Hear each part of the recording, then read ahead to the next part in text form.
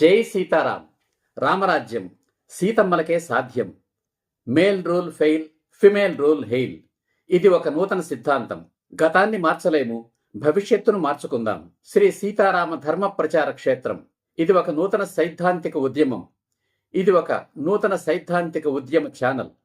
ధనాన్ని ఓడించి బంధాలను గెలిపించడమే ఈ ఉద్యమ ధ్యేయం, ఈ ఛానల్ ప్రయత్నం. ఈరోజు పేపర్లో ఒక వార్తను చదివాను. చదవగానే నా సిద్ధాంతం గుర్తుకు వచ్చింది. చెడిపోయిన ప్రతి స్త్రీ వెనుక ఒక పురుషుడు ఉంటాడు. అతడు తండ్రి కావచ్చు, భర్త కావచ్చు, లేదా కొడుకు కావచ్చు అని. అలాగే ప్రతి స్త్రీ చెడిపోవాలి, నా భార్య తప్ప అనే రావణాసురులు నానాటికి పెరిగిపోతున్నారు అని. 2020 జనవరి 28న జరిగింది ఒక అత్యాచార ఘటన. అతని పేరు ఫిలిప్స్ జోసెఫ్ అలియాస్ యూసుఫ్. వయసు 52 సంవత్సరాలు. ఒక ప్రైవేటు పాఠశాలలో ప్రిన్సిపాల్. ఆ రోజు తన ఆఫీసులోకి మంచినీళ్ల కోసం వచ్చిన 7 సంవత్సరాల చిన్నారిపై అత్యాచారం చేశాడు. ఆ పాఠశాలలో 2వ తరగతి చదువుతోంది ఆ చిన్నారి. ఆ బాలిక తల్లిదండ్రుల ఫిర్యాదు మేరకు పోలీసులు కేసు నమోదు చేశారు. కేసు విచారించిన రంగారెడ్డి జిల్లా ప్రత్యేక ఫాస్ట్ ట్రాక్ పోక్సో కోర్ట్ న్యాయమూర్తి ఎంకే పద్మావతి గారు తుది తీర్పునిస్తూ అపరాధికి జీవితకాలం జైలు శిక్షతో పాటు ఆ బాలిక వైద్య ఖర్చులకు గాను 25,000 రూపాయలు జరిమానా విధించారు. అంతేకాకుండా బాధిత చిన్నారికి 10 లక్షల రూపాయలు పరిహారంగా ఇవ్వాలని జిల్లా న్యాయ సేవాధికార సంస్థ కార్యదర్శిని కూడా ఆదేశించారు. ఈ కేసులో మనం గమనించవలసిన అంశాలు: అది ఒక ప్రైవేటు పాఠశాల. అందులో ప్రిన్సిపాలుగా పనిచేస్తున్న పురుష ప్రిన్సిపాలు. అతని వయస్సు అప్పటికి 52 సంవత్సరాలు. అంటే మధ్య వయసు దాటి వృద్ధాప్యంలోకి దాదాపు ప్రవేశిస్తున్న వయసు. అతను అదే పాఠశాలలో ఎన్నాడుగా పనిచేస్తున్నాడో ఏమో.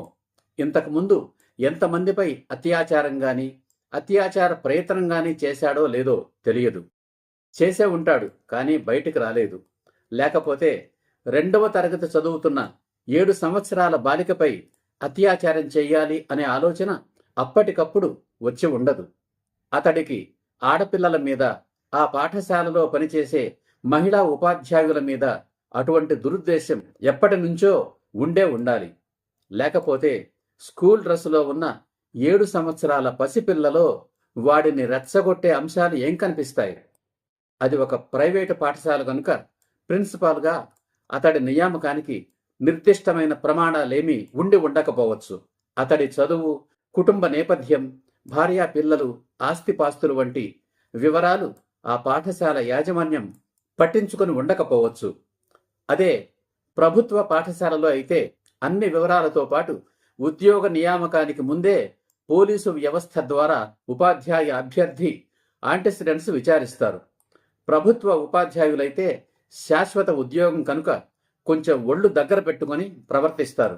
వెర్రిముర్రి వేషాలు వేస్తే ముందు ఉద్యోగం ఊడుతుంది అనే భయం ఉంటుంది. కానీ తల్లిదండ్రులు తమ పిల్లలను ప్రభుత్వ పాఠశాలల్లో కాక ప్రైవేటు పాఠశాలల్లో చదివించడానికే మొగ్గు చూపుతున్నారు. కాగా ఈ కేసులో అపరాధి పేరుకు పాఠశాల ప్రిన్సిపాలే గాని అతడి జీతం 10,000 కూడా ఉండకపోవచ్చు. జీతాన్ని బట్టి భయం ఉంటుంది.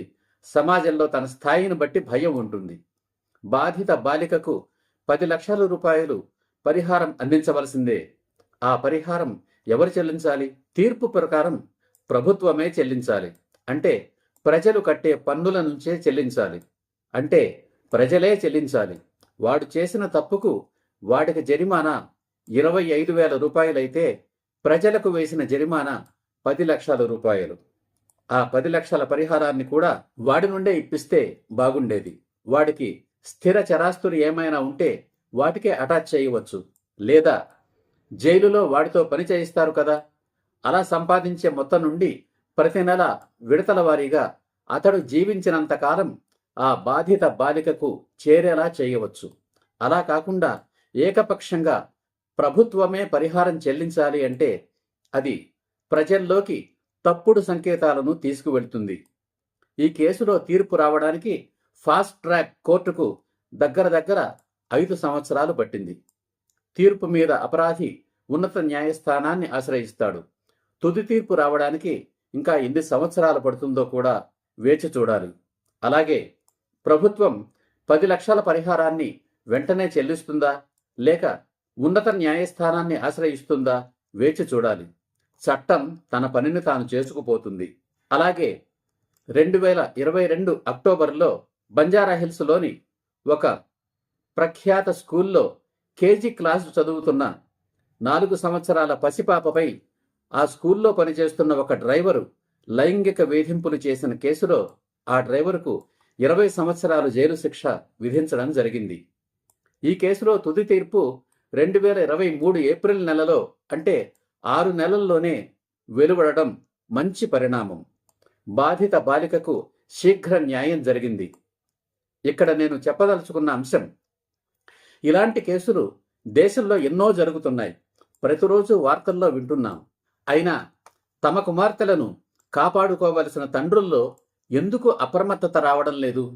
తమ కూతుళ్లను అందరూ స్త్రీలే నిర్వహించే విద్యాలయాల్లో మాత్రమే చదివించాలని ఆలోచన ఎందుకు రావడం లేదు? నా వరకు రాలేదు కదా అనే నిర్లిప్తత ఇంకా ఎన్నాళ్ళు?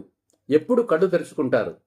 ఈ వీడియో విస్తృతంగా షేర్ మాత్రం చేయండి.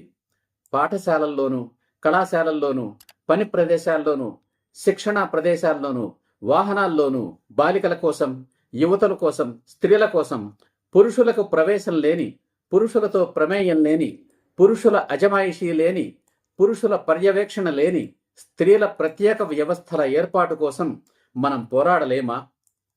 జై హింద్, జై సీతారాం.